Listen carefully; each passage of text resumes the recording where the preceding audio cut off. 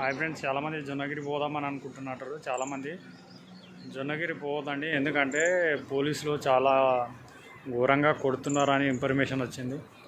అందుకోసమే ఈ వీడియో చేస్తున్నాను ఫ్రెండ్స్.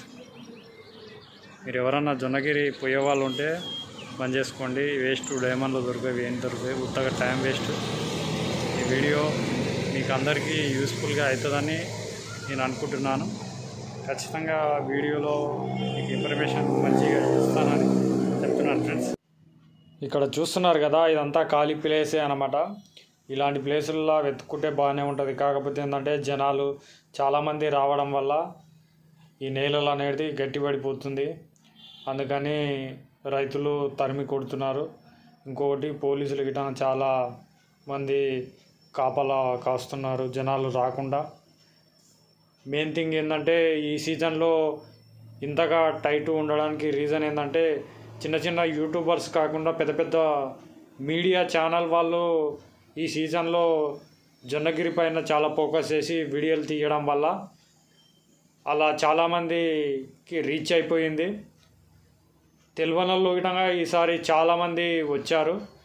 పెద్ద పెద్ద ఛానల్ వాళ్ళు రిపోర్టర్లు వచ్చి జొన్నగిరి పైన వజ్రాల అన్వేషణ కోసం వీడియోలు ఎలా పెడితే అలా పెట్టడం వల్ల ఇంకా చాలా ఎక్కువ రీచ్ రావడం వల్ల దీనిపైన అవగాహన లేని వాళ్ళ గిట్టంగా ఎక్స్ప్లెయిన్ చేసి చెప్పి ఉన్నది లేనట్టు అంతా పుకారు చేయడం వల్ల ఈసారి జనాలు గిట్టంగా చాలా ఎక్కువ వచ్చారు. అందువలన రైతులు గిట్టంగా ఇది పద్ధతి కరెక్ట్ కాదు, జనాలు ఇట్లా వస్తురు అన్నట్టు వీళ్ళంతా ఒక మాట మీద ఉండి వాళ్ళ గ్రామంలో వాళ్ళ పెద్దల నిర్ణయం ప్రకారంగా ఈ విధంగా టైట్ చేయడం జరిగింది. జనాలని అప్పట్లాగా మంచిగా టీచ్ చేస్తలేరు, చాలామందిని కొడుతున్నారు. సొంత వెహికల్ని గిట్టంగా చూడకుండా వెహికల్లకు ఫైన్లు వేయడం కానీ ఇలాంటివి చాలా జరుగుతున్నాయి. ప్రస్తుతానికి మనము శ్రీరాంపురం లొకేషన్ చూపిస్తున్నాం. ఇప్పుడు శ్రీరాంపురంలో గిట్టంగా పరిస్థితి అలానే ఉంది. పంతులు గారి పొలంలో యాక్చువల్గా పంతులు గారి పొలంలో గిట్టం పోలీసులు తిరుగుతున్నారు. అక్కడ గిట్టంగా బైకుకు 500, 200 ఫైన్ వేసి అక్కడ గిట్టంగా తరిమి కొడుతున్నారు. వజ్రాల వేట అనేది రోజు రోజుకు ముగిసిపోతుందని నేను అనుకుంటున్నా.